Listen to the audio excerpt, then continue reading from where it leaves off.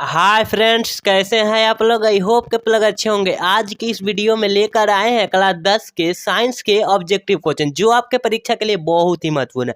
तो आगे जानने से पहले मैं एक और बात बतला दूं, आप मेरे चैनल पर नए हैं तो प्लीज़ चैनल को सब्सक्राइब कर ले, क्योंकि जब भी मैं वीडियो अपलोड करूँगा आपके पास नोटिफिकेशन पहुँच जाए। तो चलिए बिना टाइम गवाए क्वेश्चन की तरफ बढ़ते हैं। देखिए क्वेश्चन नंबर 1 का कर है, देखिए आगे क्वेश्चन नंबर 1 कह रहा है क्वेश्चन नंबर 1 कि किस दर्पण की फोकस दूरी ऋणात्मक होती है। आप लोग आंसर देखकर मत बोलिएगा, ठीक है ना। आंसर देखकर मत बोलिएगा, ठीक है ना। किस दर्पण की फोकस दूरी ऋणात्मक होती है भैया। तो आप लोग जानते हैं कि अवतल दर्पण की जो फोकस दूरी होती है क्या होती है, ऋणात्मक होती है, ठीक है ना। तो ऑप्शन नंबर क्या हो जाएगा, बी हो जाएगा, ठीक है ना। ऑप्शन नंबर बी हो जाएगा, ठीक है।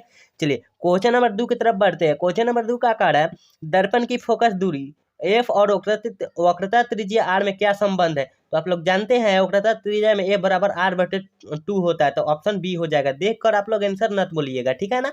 आप लोग देखकर आंसर मत बोलिएगा, ठीक है।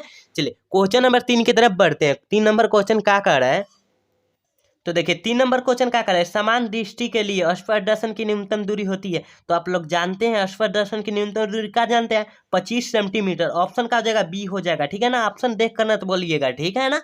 तो देखिए और से आप लोग नए हैं ना चैनल पर तो प्लीज़ चैनल को सब्सक्राइब कर लीजिए, क्योंकि जब भी मैं वीडियो अपलोड करूँगा आपके पास नोटिफिकेशन पहुँच जाए, ठीक है ना।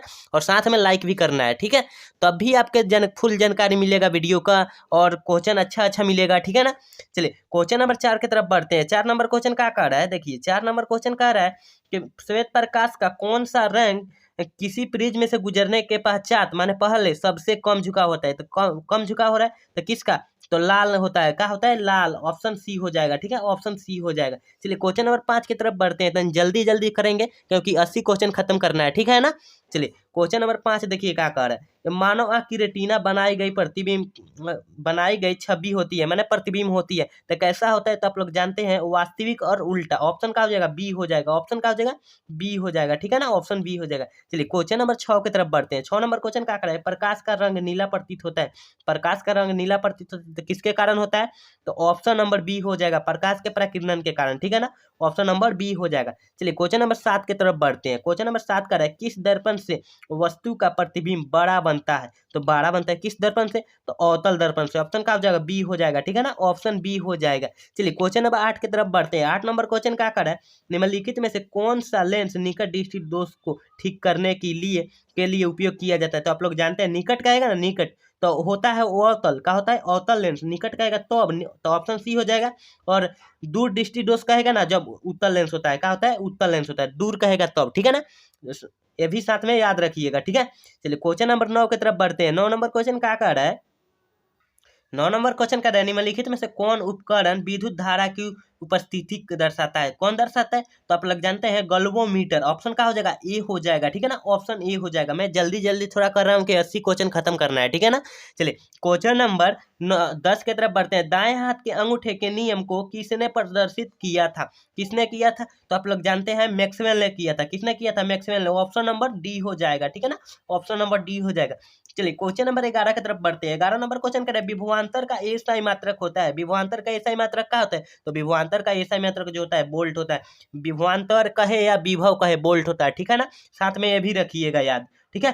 चलिए क्वेश्चन नंबर 12 की तरफ बढ़ते हैं। 12 नंबर क्वेश्चन का निम्नलिखित में से किस संयोजन द्वारा प्रतिरोध का मान बढ़ता है। किस संयोजन द्वारा, तो ऑप्शन नंबर ए हो जाएगा श्रेणी क्रम। क्योंकि देखिए इसका सूत्र होता है आरपी बराबर R1 प्लस R2 बटा R2 डॉट माने जितना तक चल जाए, ठीक है ना। और जो समांतर क्रम का सूत्र माने सूत्र होता है जो 1 बटा RP बराबर 1 बटा R1 प्लस 1 बटा R2 डॉट हो जाता है। इसलिए इसका कम हो जाता है, समांतर क्रम का जो होता है कम हो जाता है, ठीक है ना। तो साथ में ये भी याद रखिएगा, ठीक है।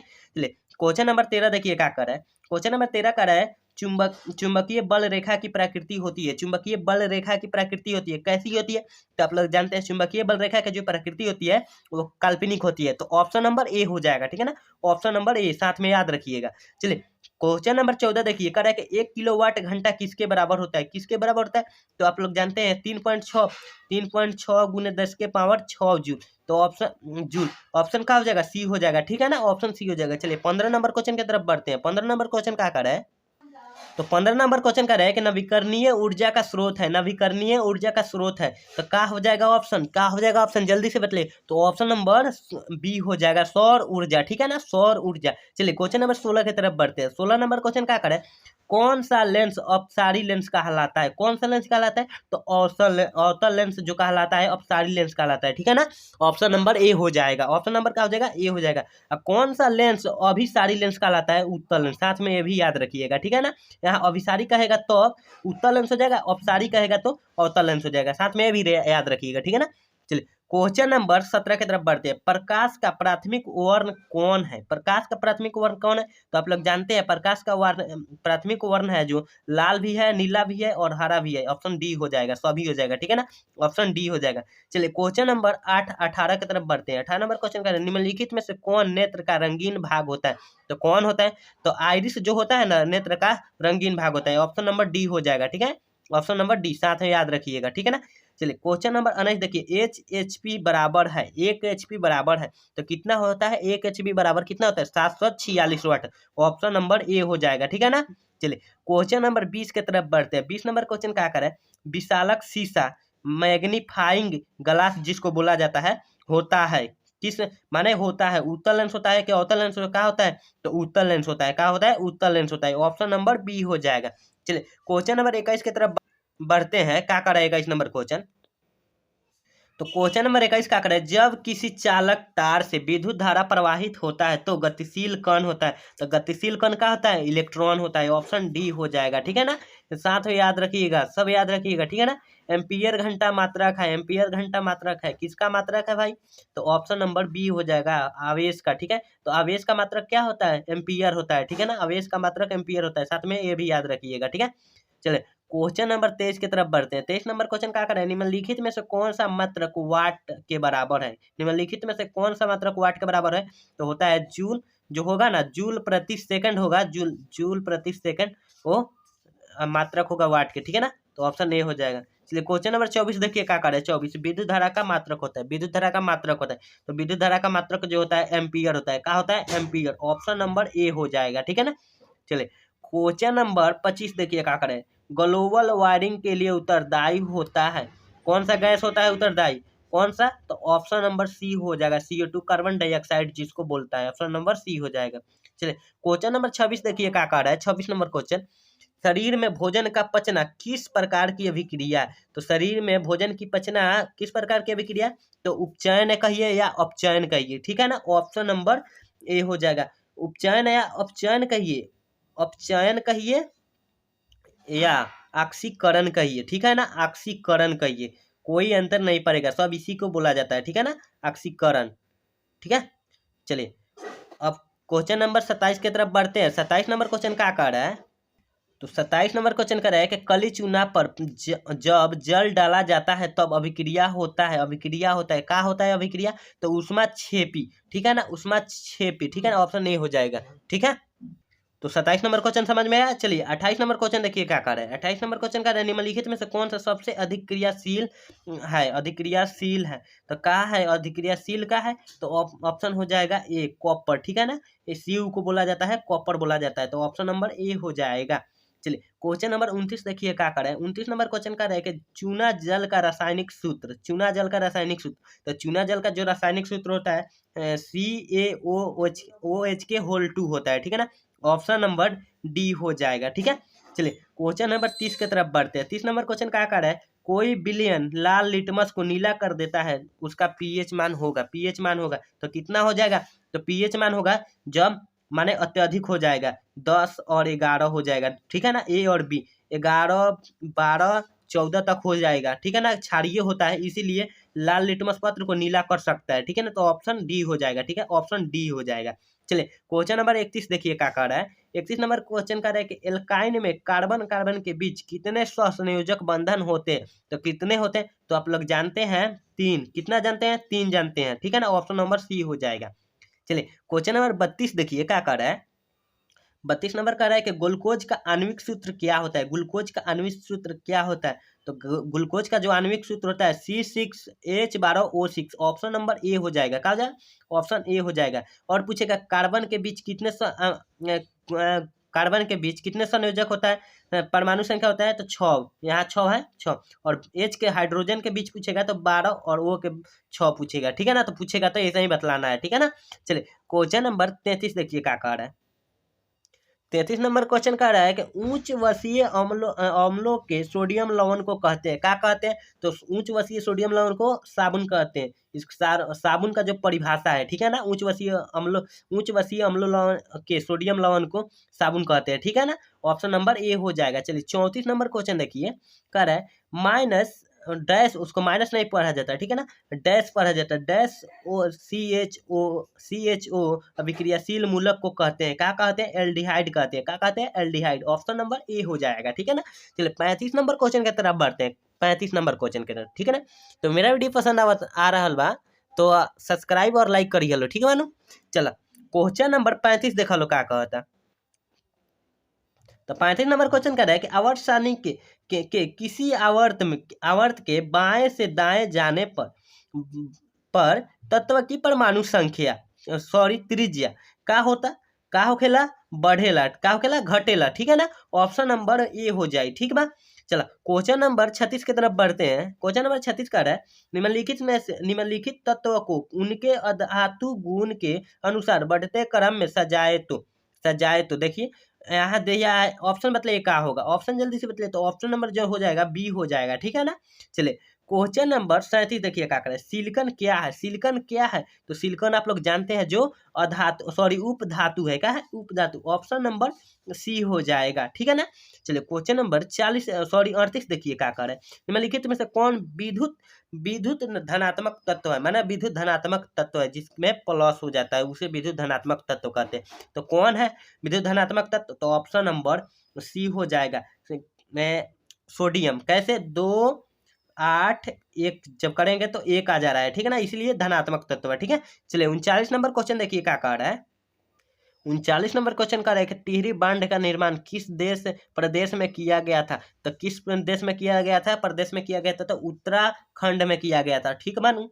चलिए क्वेश्चन नंबर 40 देखिए क्या कर रहे हैं। 40 नंबर का निम्नलिखित में से किस धातु को किरोसिन में डुबाकर रखा जाता है, तो आप लोग जानते हैं कि सोडियम को जो है उस किरोसिन में डुबाकर रखा जाता है, तो ऑप्शन नंबर बी हो जाएगा, ठीक है ना। चलिए क्वेश्चन नंबर 41 देखिए क्या कर रहे हैं, अपमार्जक से बनाए जाते हैं, अपमार्जक से क्या बनाए जाते हैं, साबुन, शैम्पू और सब बनाया जाता है, जो नहाने वाला चीज होता है, तो ऑप्शन नंबर डी हो जाएगा, ठीक है ना, सब हो जाएगा, इसमें से सब हो जाएगा, ठीक है। चलिए क्वेश्चन नंबर 42 देखिए क्या कह रहा है। 42 नंबर कह रहा है कि सौर सेल में किसका उपयोग होता है, सौर सेल में किसका उपयोग होता है, तो सौर सेल में जो उपयोग होता है सिलिकॉन का उपयोग होता है, तो ऑप्शन नंबर बी हो जाएगा, ठीक है ना। चलिए क्वेश्चन नंबर 43 देखिए, निम्नलिखित में से किसका उपयोग खाना बनाने वाले ईंधन में नहीं किया जा सकता, तक नहीं किया जा सकता, सीएनजी का नहीं किया जा सकता है, ठीक है ना, नहीं तो एलपीजी गैस को किया जा सकता है, बायोगैस, ठीक है ना, इसी को किया जाता है, कोयला से तो खाना बनाया जा सकता है। चलिए ऑप्शन हो जाएगा ए हो जाएगा, ठीक है ना, ऑप्शन ए हो। 44 नंबर क्वेश्चन कह रहा है कि 2Cu + O2 एरो 2Cu क्या है, मैंने कौन सा अभिक्रिया है, ठीक है ना, कौन सा अभिक्रिया है, तो आप लोग जानते हैं तो ऑक्सीकरण अभिक्रिया है, ऑप्शन नंबर ए हो जाएगा। चलिए क्वेश्चन नंबर 45 की तरफ बढ़ते हैं। 45 नंबर क्वेश्चन क्या कह रहा है, तो 45 नंबर क्वेश्चन का रहेगा निम्नलिखित में से कौन सा समीकरण संतुलित नहीं है, इसका मतलब इस सब 3 को संतुलित होगा और 1 को संतुलित नहीं होगा, तो ऑप्शन क्या हो जाएगा, तो ऑप्शन नंबर हो जाएगा बी हो जाएगा, ऑप्शन नंबर बी हो जाएगा, ठीक है ना, ऑप्शन नंबर बी हो जाएगा। चलिए क्वेश्चन नंबर 46 की तरफ बढ़ते हैं। 46 नंबर क्वेश्चन क्या कर रहा है, उदासीनी बिलियन का पीएच मान होता है, उदासीनी बिलियन का पीएच मान होता है, कितना होता है, तो 7 खाली होता है, क्या होता है, 7 होता है, ठीक है ना, उदासीनीकरण बिलियन का मान, ठीक है।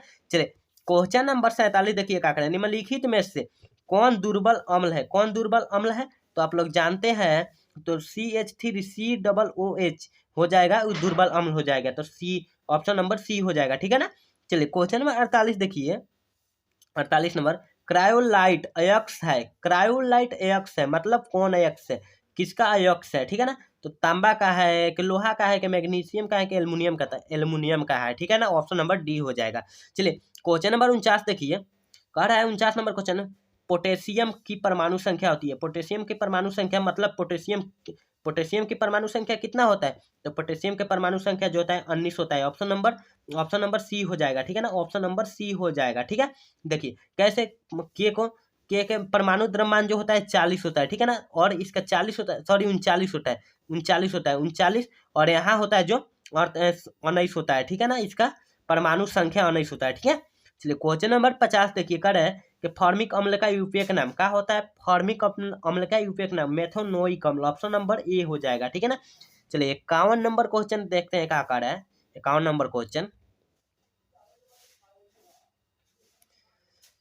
51 नंबर क्वेश्चन कर रहा है कि इथाइल एल्कोहल का अणुसूत्र क्या होता है, क्या होता है, तो C2H5OH होता है। OH लग जाएगा ना तो एल्कोहल हो जाएगा, ठीक है ना, OH के एल्कोहल हो जाएगा, ठीक है ना, एल्कोहल समूह का है, ठीक है।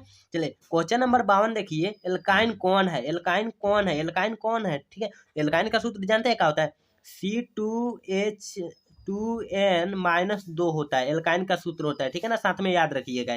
तो एल्काइन का देखिए कौन है, एल्काइन का एल्काइन कौन है इसमें से, तो एल्काइन है जो ए नंबर है, ठीक है ना, ए नंबर है, देख लीजिएगा मान धर के, ठीक है। चलिए क्वेश्चन नंबर 52 देखिए, 52 नंबर क्वेश्चन का है चीनी का रासायनिक सूत्र, चीनी का रासायनिक सूत्र C12O22 होता है, ऑप्शन नंबर बी हो जाएगा, ठीक है ना।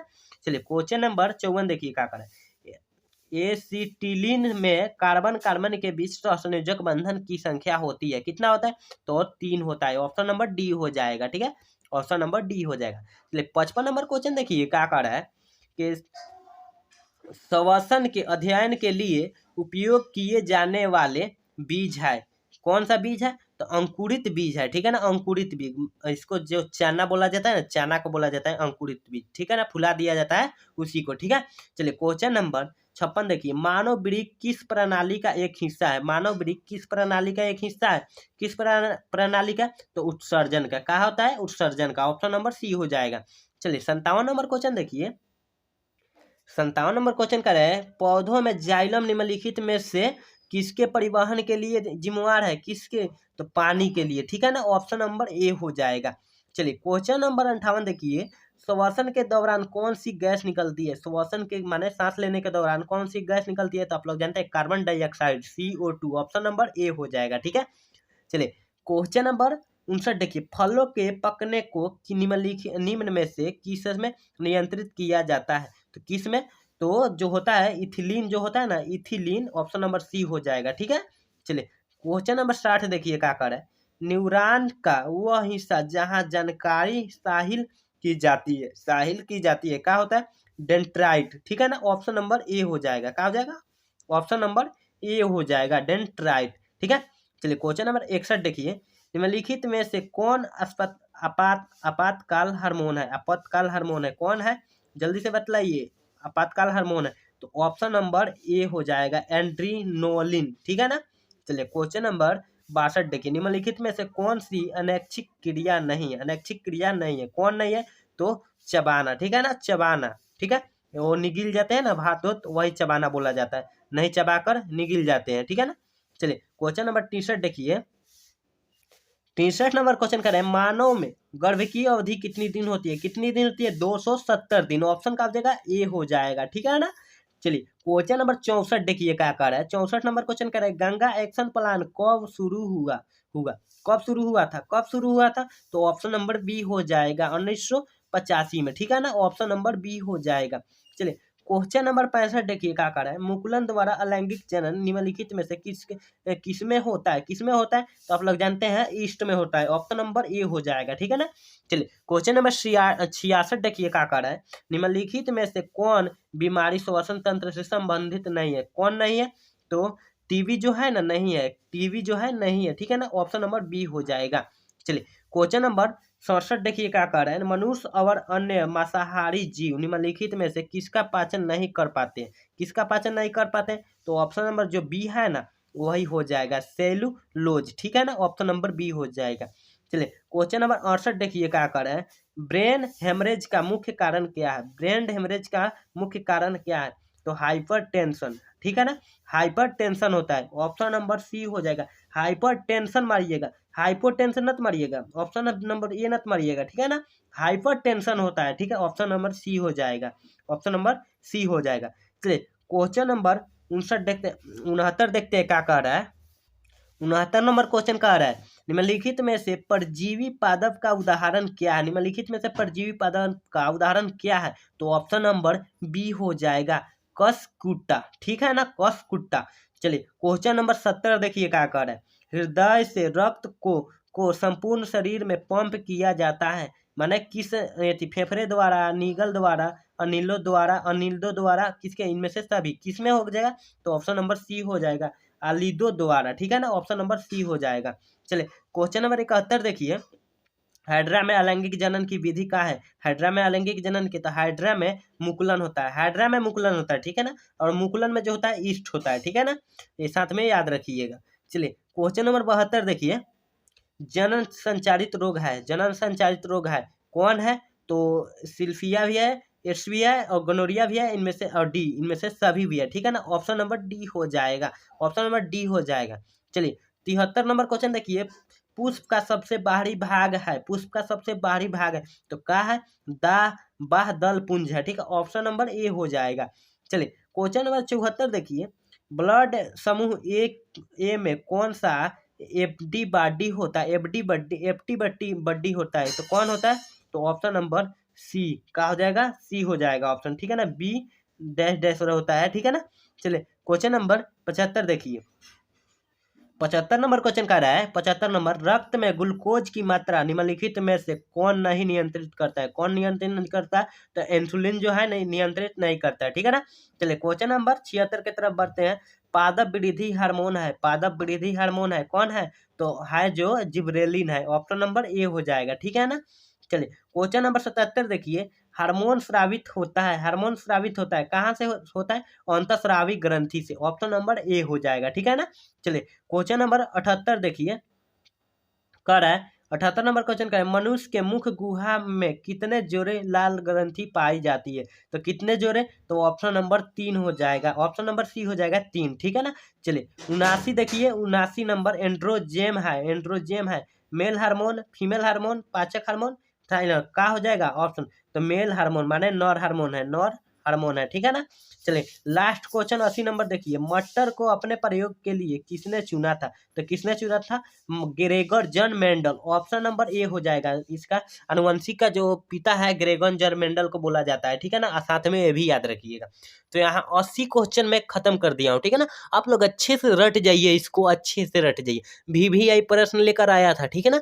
चलिए तो यहाँ 80 प्रश्न खत्म किया हूँ, तो मेरा वीडियो पसंद आए तो लाइक और शेयर जरूर कीजिएगा, और अपने दोस्तों के पास शेयर जरूर कीजिएगा। जय हिंद, जय भारत।